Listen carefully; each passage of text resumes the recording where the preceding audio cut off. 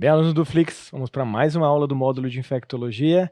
Assunto de hoje, um grupo de doenças que é muito relevante na prática clínica. Quem nunca, no pronto-socorro, atendeu um caso de infecções causadas pela família de vírus do herpes? Então, o que a gente vai abordar na aula de hoje que é importante a gente conhecer sobre essa família de vírus? A virologia, quais são esses aspectos importantes relacionados, falar da família desses vírus, dando destaque a 3 representantes, herpes 1, 2 e varicela zoster. Falar da principal característica do vírus, que é latência e reativação. Isso gera um monte de discussão aí na literatura, como tratar, como prevenir essas reativações de vírus herpes. E finalizar a aula falando de ferramentas de diagnóstico e quais são as modalidades terapêuticas para esses vírus. Bem, a definição primeira dessa família de vírus é que eles podem afetar um monte de pontos relacionados ao organismo e várias doenças podem se apresentar. Sistema nervoso central, na pele. Então, são de apresentação variada e com amplas possibilidades. Os de relevância são vários vírus da família herpes, 1 e 2, citomegalo e outros têm importância médica, quando a gente vai falar de casos clínicos, de doença, de síndromes apresentadas por esses vírus, e essa família gigantesca, que a gente vai comentar na parte de virologia, é uma família de DNA vírus. Com relação ainda na parte de definições importantes, a gente vai discutir na aula hoje herpes 1, herpes 2 e varicela zoster, que são os principais quando eu falo de manifestação cutânea principalmente. E o tratamento precoce é um ponto-chave para entender a aula. Tratar rapidamente esses agentes é fundamental para prevenir complicações e existem ferramentas muito interessantes para tratamento, drogas disponíveis que vão prevenir essas temidas complicações relacionadas ao vírus da família herpes. Bem, olha só, a parte de virologia que é importante. São vírus chamados grandes, entre aspas, de DNA, de fita dupla e envelopados. Está ali a estrutura viral básica dos vírus da família herpes. E uma característica muito importante do ponto de vista de virologia é a questão de incorporação do DNA proviral no genoma do hospedeiro, né? Isso vai gerar como se fosse um reservatório que a posteriori pode ter aquela característica de reativação. Ainda na parte de virologia, ele vai causar efeito citopático, né? Isso é uma das ferramentas mais importantes para diagnóstico, as células multinucleadas, e você consegue, através de microscopia óptica e eletrônica, ver esses efeitos que o vírus vai causar no organismo. Isso pode ser ferramenta para o diagnóstico aí, quando eu falo de herpes.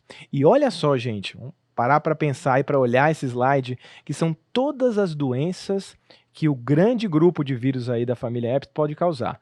Herpes 1, herpes 2, todo mundo conhece, lesão da pele, gengiva estomatite, aquelas lesões vesicobolhosas.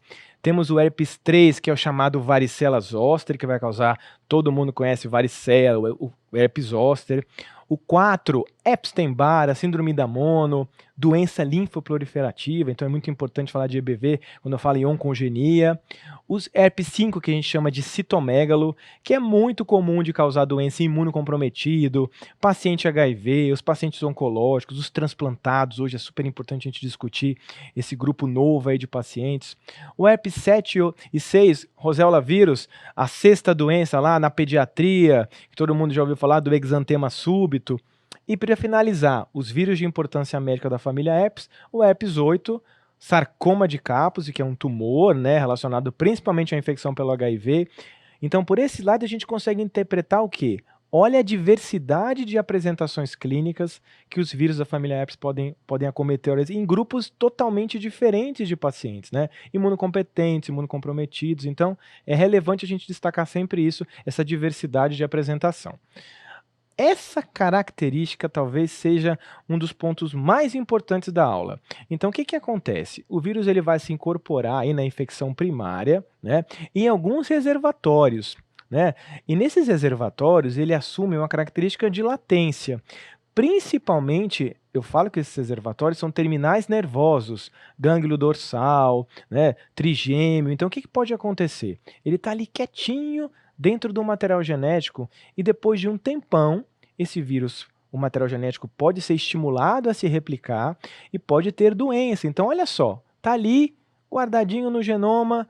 Isso é um problema porque eu tenho uma possibilidade, por algum estímulo, ter replicação de novo, e depois de meses, depois de anos de vírus da família herpes. Olha aqui o que acontece, que é o nosso próximo flashcard de olho, né? Característica principal do vírus da família herpes, que gera toda a problemática das infecções futuras. É a característica da reativação. Então, voltamos para o nosso modelo ali de gângliozinho, ali dentro, o material genético, o gânglio nervoso. Olha só por que você está lá com o vírus quietinho e depois de um tempão eu posso ter a doença. Olha lá, estresse, imunossupressão, uso de corticoide, exposição solar, você vai para a praia, você pode ter herpes de novo. Então, olha só, no dia a dia, os pacientes vão ter a reativação se eles forem submetidos a essas condições principalmente. Então, é impossível no dia a dia a gente conseguir prevenir essas situações. E não existe nenhuma droga que tira o material genético de dentro ali. Então, nós não conseguimos prevenir muitas vezes essas reativações. E olha só, toda vez que eu tenho esse estímulo, o vírus pode voltar a se replicar, eu posso ter aquela expressão de lesão de pele de novo e o paciente vai ter novamente o quadro clínico. Isso pode ser bastante desgastante para quem tem infecção herpética, de ter um episódio, 2 episódios, 3 episódios. Então ele está ali no período do ano que ele está movendo um estresse, ou tomou muito sol, ou teve algum uso de corticoide, ele vai ter uma infecção, 2, 3, e pode ter uma característica de vários episódios de reativação. Tá? Então, já que a gente falou dessa principal característica, vamos falar um pouquinho agora do herpes 1 e do herpes 2, né? Então, onde eles podem causar doença? E como essas doenças vão se apresentar? Então, todo mundo conhece, é clássico, o herpes labial e o herpes genital, só que esse vírus pode ter manifestação na conjuntiva, causando uma ceratite importante. Isso pode gerar até um quadro, se não fizer diagnóstico rápido, de cegueira. Olha só a complicação que isso pode trazer para o organismo. Quadro de estomatite, lesão em cavidade oral, as lesões vesicobolhosas podem se coalescer, formarem aftas, tá? E, como tem tropismo para sistema nervoso, eu posso ter uma paralisia periférica, chamada paralisia de Bell famosa, também motivada por vírus de família herpes. E encefalite, principalmente quem não conhece a clássica meningoencefalite herpética, e também pensar que essas encefalites, elas podem aparecer em paciente que é HIV positivo. Então vale a pena também entender que esses herpes podem se apresentar de forma diferente dependendo do estado imunológico aí, tá? E tratamento. Como é que eu trato esse grupo de vírus e as doenças associadas? Eu tenho poucos antivirais, né, disponíveis aí para a gente prescrever, e tem que ser rápido, precoce a administração desses antivirais, senão não adianta você dar antiviral depois de uma certa fase. Eles têm uma grande importância, muitas vezes, para reduzir a quantidade de dias de sintomas. Então, você dá lá um antiviral rapidamente, em vez de ele ter 10 dias, ele tem 2, 3 dias de sintomas. E também são fundamentais para prevenir complicações. E qual que é o arsenal terapêutico que nós temos para tratar os vírus da família herpes? Basicamente 3 drogas disponíveis no mercado. A principal droga é o aciclovir, tem o vanciclovir, mas o valaciclovir também nos dias atuais passa a ser uma prodroga importante, derivada do aciclovir, que tem uma meia-vida um pouquinho mais prolongada, posologia mais confortável, mas o grande fator impeditivo da prescrição do valaciclovir é que é uma droga muito mais cara do que o aciclovir para a gente prescrever no dia a dia. E olha só, aí você vai perguntar para mim, professor, como eu faço o diagnóstico de herpes? O diagnóstico é clínico, você tem que olhar a lesão, examinar o paciente, ver o padrão dessa lesão e vai dizer, olha, isso aí é herpes, só de olhar. Existem outras ferramentas para diagnóstico? Sim, mas nada vai tirar o exame clínico. Então, como é o exame clínico de herpes 1? Geralmente a localização é cavidade oral. Aí tem aquela bitolinha, né? A gente fala barriga para cima, geralmente as infecções são por herpes 1. E genital é herpes 2. Da barriga para baixo, nos genitais a gente costuma ver. Mas, prestem atenção, eles podem misturar. Pode ter herpes 1 causando lesão em genital e herpes 2 também causando lesão em cavidade oral. Mas olha só, padrão da lesão, prestem atenção, vesicobolhosa, uma vesícula que pode se juntar, pode até parecer uma pústula ali na lesão do leito ungueal, e também essas lesões elas podem se manifestar de forma isolada ou agrupada. Então é muito simples você fazer um diagnóstico de uma lesão herpética. Olhou esse padrão, na maioria absoluta das vezes são dolorosas as lesões, né? Os pacientes vão falar que sentem dor, formigamento nessa topografia, então vale a pena perguntar também ao paciente, além de descrever a lesão, como é que é a apresentação, se tem dor ou não. Lesão que não dói geralmente não é lesão de herpes, tá? E o diagnóstico, como eu falei, se é de olhar e fazer a apresentação ao quadro clínico, realmente você geralmente vai despender de outros exames laboratoriais. Você vai olhar, bateu o olho ali, apareceu herpes, vou tratar como herpes a maioria das vezes. Agora, isso é clássico da gente ver e é uma situação que gera uma atenção enorme no paciente em quem está atendendo, porque você pensa que o paciente fez um AVC, que é a paralisia periférica clássica, paralisia de Bell, paralisia aí do sétimo par. Então o que acontece? O paciente vai entortar o olho, entortar a boca, procurar você no pronto-socorro desesperado, achando que fez um quadro de um AVC, sendo que é um quadro periférico. E geralmente um dos causadores dessa paralisia de Bell não é o principal, não é a grande etiopatogenia, mas herpes 1, 2, varicela zoster e herpes 6 podem causar esse quadro clínico chamado paralisia de Bell, né? E aí, o que é importante a gente saber que pode ter uma conduta em questão de prognóstico na paralisia de Bell? Se você trata precocemente e principalmente a questão do corticoide, nessa situação, você vai dar uma dose até boa de corticoide, 1 mg quilo durante 10 dias, em revisões sistemáticas tem benefício. E também, além do corticoide, gente, aí vem o aciclovir, o antiviral. Numa revisão publicada pela Cochrane em 2016, a gente viu que aciclovir nas primeiras 72 horas, se eu fizer rapidamente o antiviral, eu vou ter uma melhor recuperação a longo prazo em 3 e 12 meses. Então, realmente, fazer o diagnóstico precoce da paralisia de Bell, dar o corticoide e precocemente prescrever o aciclovir, pode ter um benefício grande na evolução de prognóstico. Porque que acontece? Esse paciente vai fazer fisioterapia, vai voltar a ter o movimento da boca, mas fazendo isso pode ser que seja muito mais rápido. Então, lembrem da paralisia de Bell. Ainda no herpes tipo 1, outra manifestação, as encefalites, a meningoencefalite herpética. Então, é um quadro de uma encefalite grave, geralmente acima de 50 anos, né? E eu posso ter um quadro que o paciente pode evoluir para rebaixamento, alteração de lobo frontal e temporal, agressividade.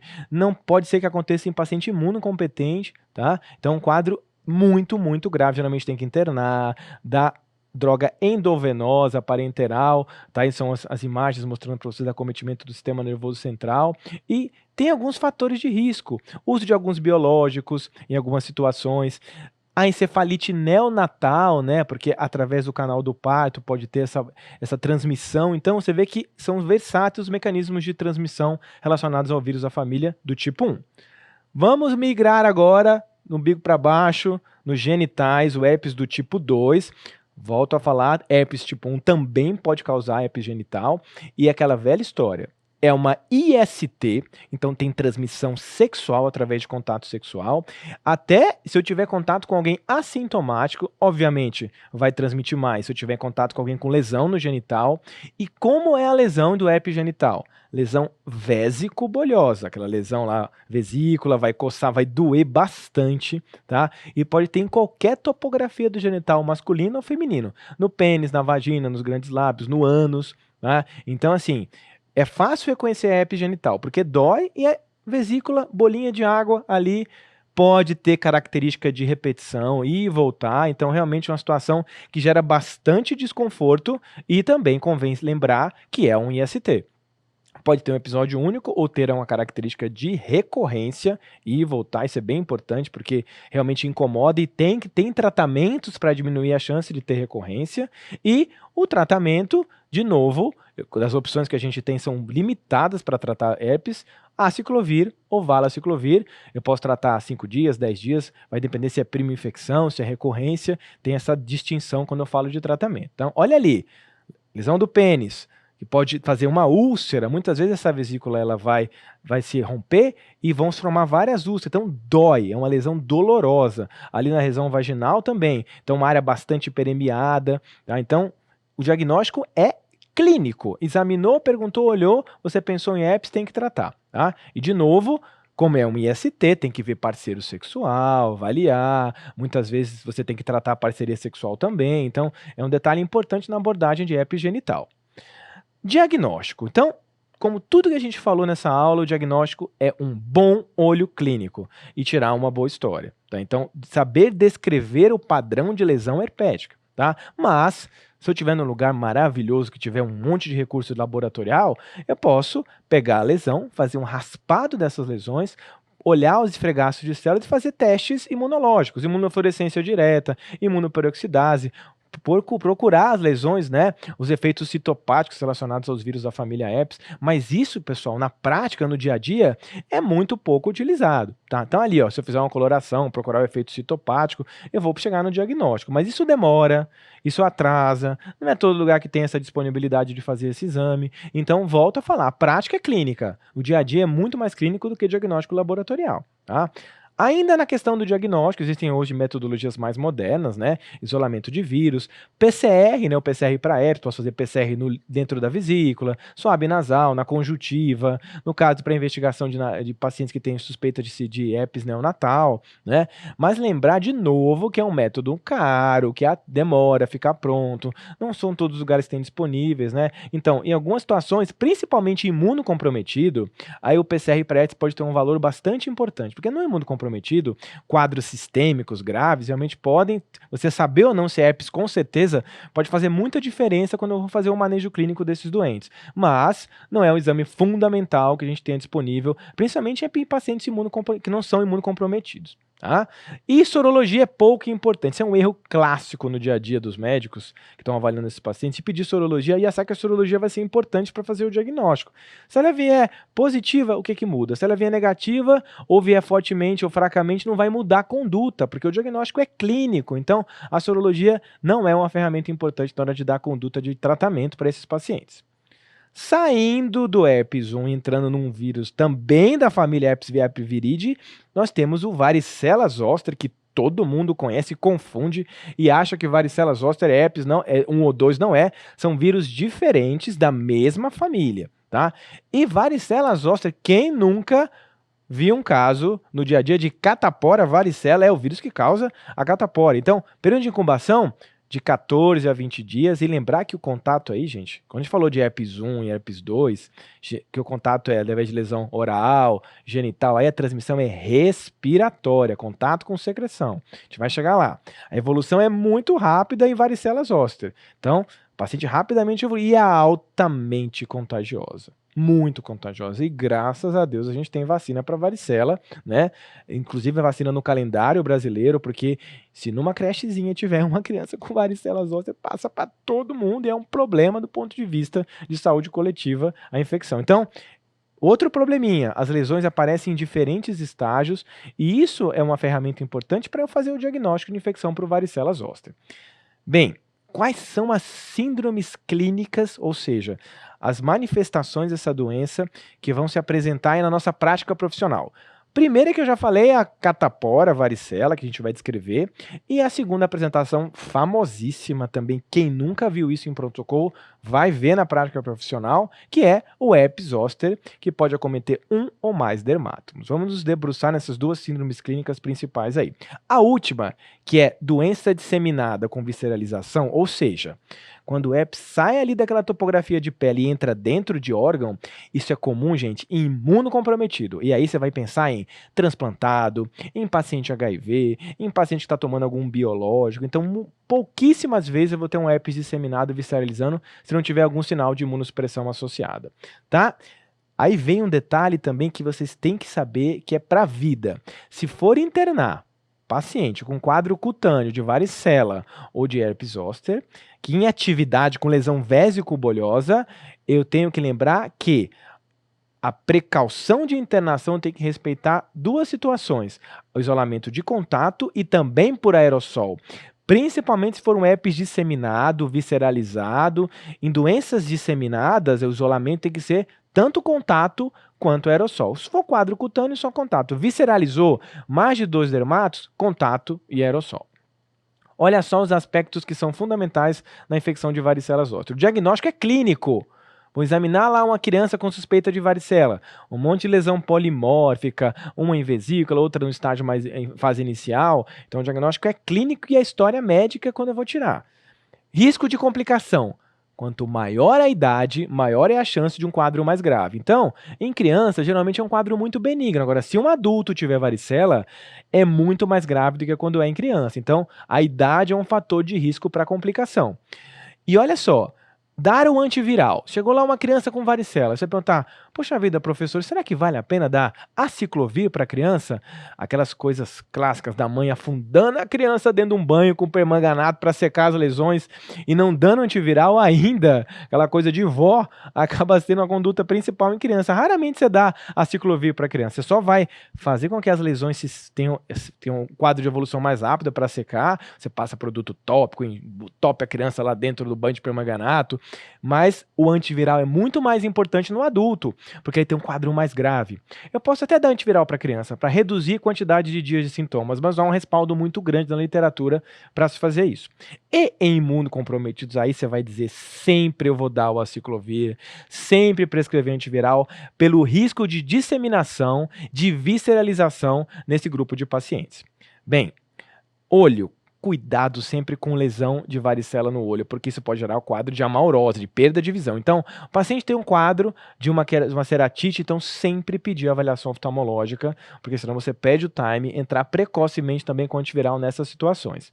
Tratamento, quando eu tiver indicação de tratar, é o aciclovir ou valaciclovir, 7 a 10 dias é o tempo de tratamento, cada um tem uma dose específica para dar para cada situação.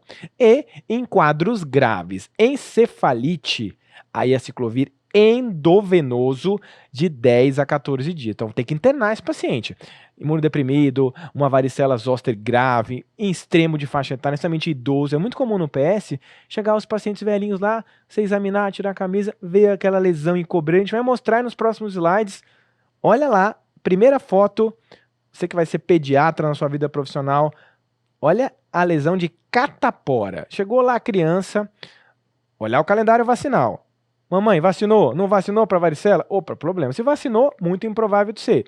Lesões vésico-bolhosas, dispersas, começa no couro cabeludo às vezes, tem na cavidade oral, tem no tórax. Então, é um quadro disseminado e às vezes com uma característica que gravem polimorfismos de lesão. O que é isso, os polimorfismos? Tem várias lesões em estágios diferentes, tá? Isso é clássico da catapora varicela causada pelo varicela zoster. Olha isso, gente, essa foto aí também é para não olhar e não esquecer que é varicela zoster, que é o zoster clássico. Segue o padrão, ó, do dermátomo, da raiz dorsal ali, aquela lesão que vai correr no trajeto do nervo, lesão vésico-bolhosa. E aí, no caso, ó, lesão que ulcerou, fez uma infecção secundária. Uma das grandes complicações é fazer uma infecção bacteriana secundária. Nesse caso, é internação, quadro grave, extenso, droga aciclovir endovenoso, às vezes tratar uma infecção secundária. Então, um quadro que dói muito, o paciente tem uma dor muito importante. Então, o tratamento disso também dá analgesia potente, porque o paciente não aguenta um quadro de uma algia muito pronunciada nessa situação. E olha as complicações aí da infecção pelo varicela zoster. A idade aumenta o risco dessas complicações. Então, a questão da gestação menos de 20 semanas também é importante quando eu falo dessas complicações associadas. Menores de 1 ano, tá? Também quadros mais graves. E infecção secundária. Celulite, abscesso, aquela infecção bacteriana. Alguém dói, coça, faz uma porta de entrada. Entra uma bactéria, faz uma infecção secundária, celulite e abscesso. Em adolescentes e adultos, pneumonia, também é uma que a gente tem que lembrar, 5 a 10 vezes mais, principalmente em paciente imunocomprometido, tá? E vou falar de novo dos que usam corticóide, dos extremos de faixa etária, idosos. Encefalite 7 vezes maior nesse grupo de pacientes que é comparado a faixas etárias que são menores aí, tá? Letalidade 25 vezes maior, mata muito mais essas as complicações relacionadas à faixa etária mais avançada. Então, lembrem desse detalhe aí, tá? E a temida neuralgia pós-herpética. Quem nunca ouviu falar? O que é neuralgia pós-herpética? Você tratou lá o herpes, secou aquela lesão que está ali na região do dermátomo, dor que fica meses repetindo. O paciente com a lesão não tem mais lesão nenhuma na pele, só que ele sente um fisgar, doendo, formigando. Isso pode durar meses ou anos. É a clássica neuralgia pós-herpética. Isso aí é uma das complicações mais temidas da infecção por varicela zoster, tá?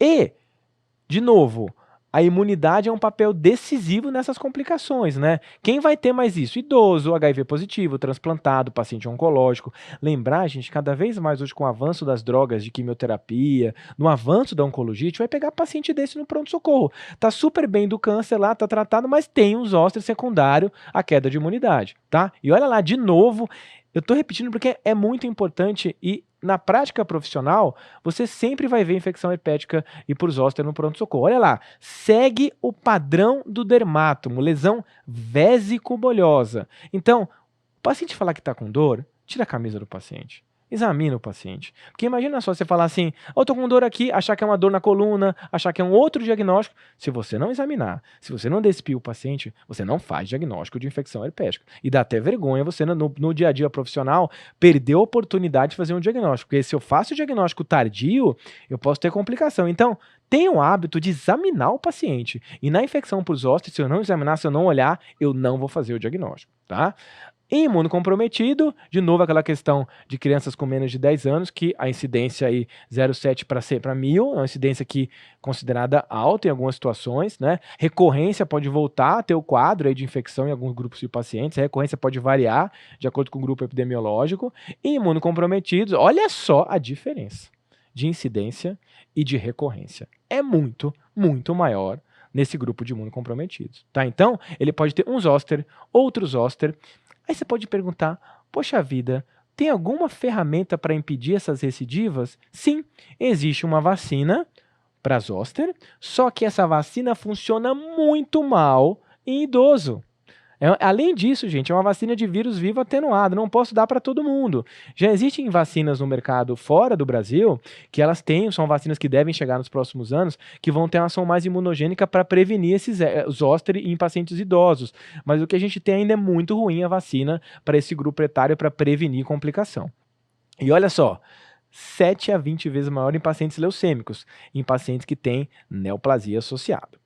Aí a gente vem com o nosso flashcard aí da aula, como realizar o diagnóstico da infecção por vírus da família de herpes, em geral, da família, né? Como eu já comentei e pontuei muito na aula, o diagnóstico é clínico, sorologia tem pouco valor e a pesquisa do agente é uma ferramenta muito dificultosa no dia a dia, já que ela poucas vezes está disponível na prática.